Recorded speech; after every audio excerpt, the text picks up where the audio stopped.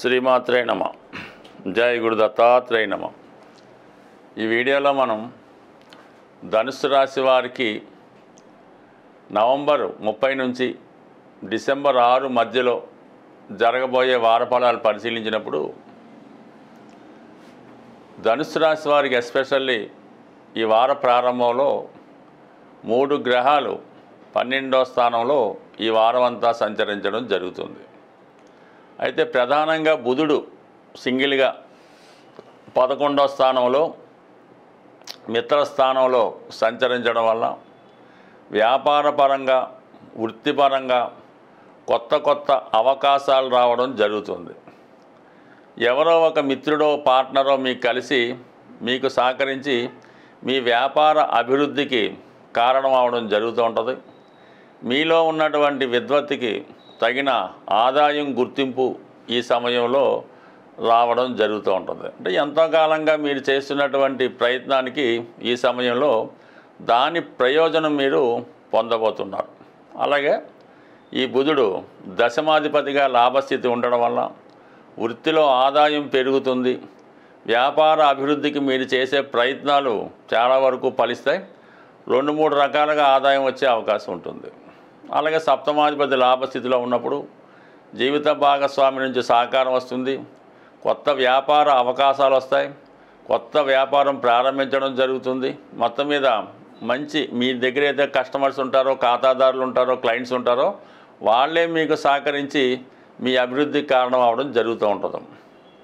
అయితే 12వ స్థానంలో ఉన్నటువంటి గ్రహాలను పరిశీలించినప్పుడు లాభాధిపతి శుక్రుడు 12వ స్థానంలో సంచరిస్తూ కుజగ్రహంతో కలిసి ఉండడం వల్ల ఏదో ఒక బలహీనత వల్ల మీరు నష్టపోయే అవకాశం ఉంది.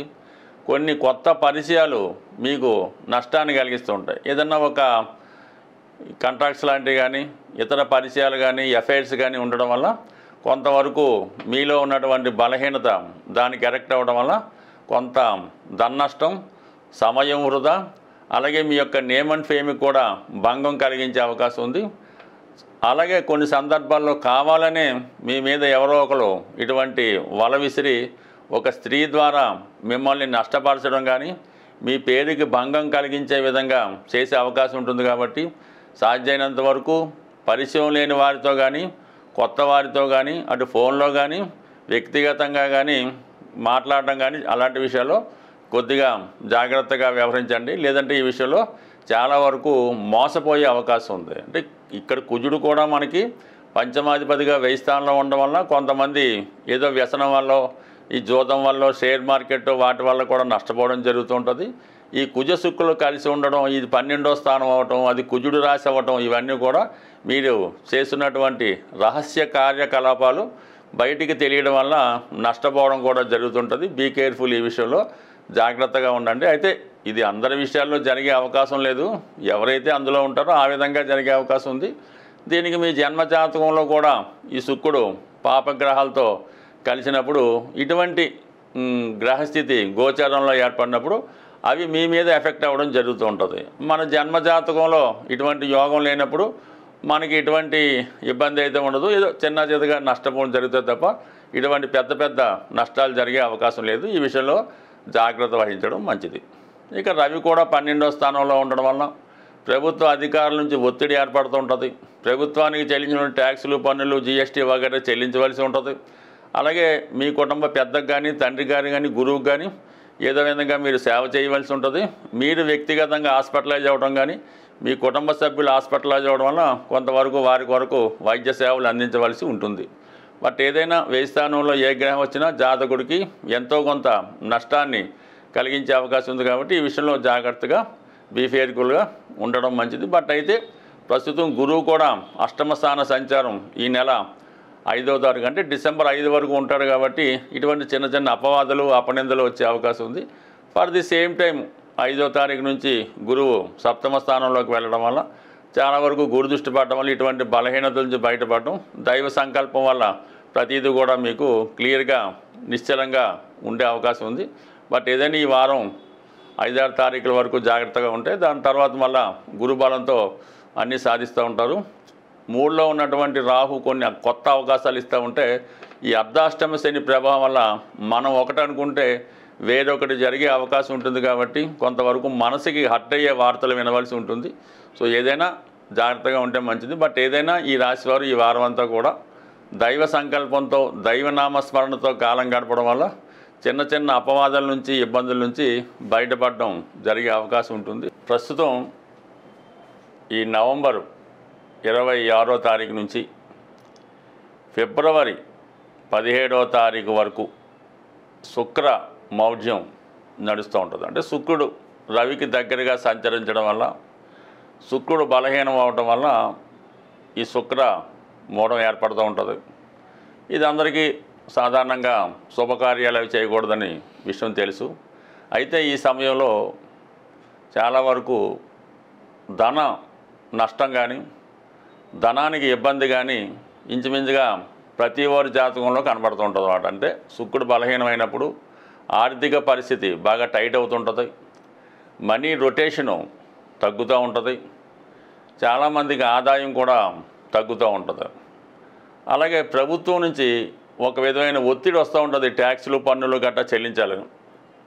ఈ విధంగా ఆర్థిక పరమైన ఇబ్బందులతో ఎదుర్కొంటున్నవారు, అలాగే స్త్రీల నుంచి కూడా కొన్ని సమస్యలు ఎదురవుతూ ఉంటాయి. అటువంటి సమస్యలు ఎదుర్కొంటున్నవారు ఓ చక్కని పరిష్కారం వారికి ఏంటంటే చిన్న పరిష్కారం. ప్రతి శుక్రవారం అంటే మనకు ఒక 6 శుక్రవారాలు ఎలాగ వస్తాయి కాబట్టి సాయంకాలం సమయంలో అంటే సంధ్యా సమయంలో మరి చాలా ఫ్రెష్గా తాజాగా ఉన్నటువంటి గులాబీ పువ్వులు మంచివి ఒక 6 తీసుకొని హనుమాన్ ఆలయంలో స్వామివారికి సమర్పించవలసి ఉంటుంది. దాంతోపాటుగా జిలాబీ కానీ జాంగిరి కానీ స్వామికి నైవేద్యంగా పెట్టి అక్కడ భక్తులకు పంచిపెట్టడం వల్ల ఈ విధంగా 6 వారాలు చేయడం వల్ల మీకున్నటువంటి ఆర్థిక పరమైన సమస్యలు తొలగిపోతాయి, వివాహ విషయంలో ఉన్నటువంటి సమస్యలు తొలగిపోతాయి, వివాహ ప్రయత్నాలు కూడా ఫలించే అవకాశం ఉన్నది. అది ఆ శుక్రమౌఢ్యం వెళ్ళిపోయిన తర్వాత వివాహానికి వెళ్ళవచ్చు. అలాగే కొద్దిగా ఓపిక ఉన్నవాళ్ళు, స్థాయి ఉన్నవాళ్ళు లక్ష్మీ గణపతి హోమం చేయించుకోవలసి ఉంటుంది. ప్రధానంగా ఈ హోమంలో మారేడు కాయలు వీలైతే 108, అలాగే కలవ పూలు వాటిని కూడా సేకరించి ఒక 108 ఈ హోమంలో సమర్పించడం వల్ల సంపూర్ణంగా మీకు ఈ లక్ష్మీ అమ్మవారి అనుగ్రహం, అంటే శుక్రుడు అంటే లక్ష్మీ అమ్మవారు, వారి యొక్క అనుగ్రహం మీకు సిద్ధించే అవకాశం ఉంది. ఇది కొద్దిగా ఓపిక ఉన్నవాళ్ళు, ధనం ఉన్నవాళ్ళు చేసుకోవచ్చు. ఇంకా వెరీ సింపుల్ రెమెడీ, మనం ఏమి చేయలేం, ఫైనాన్స్గా చాలా ఇబ్బంది పడుతుంది, రోజు గడగడమే కష్టంగా ఉంది అనుకున్నప్పుడు ఏదైనా విఘ్నేశ్వరుడు ఆలయంలో బుధవారం రోజు ఒక మీకు ఎన్ని వేలు ఉంటే అన్ని అటుకులు బెల్లం కలిపి ఆ టెంపుల్లో స్వామికి సమర్పించి భక్తులకి ప్రసాదంగా పంచిపెట్టడం వల్ల కూడా మీ యొక్క ఆర్థిక సమస్యల నుంచి బయటపడతారు.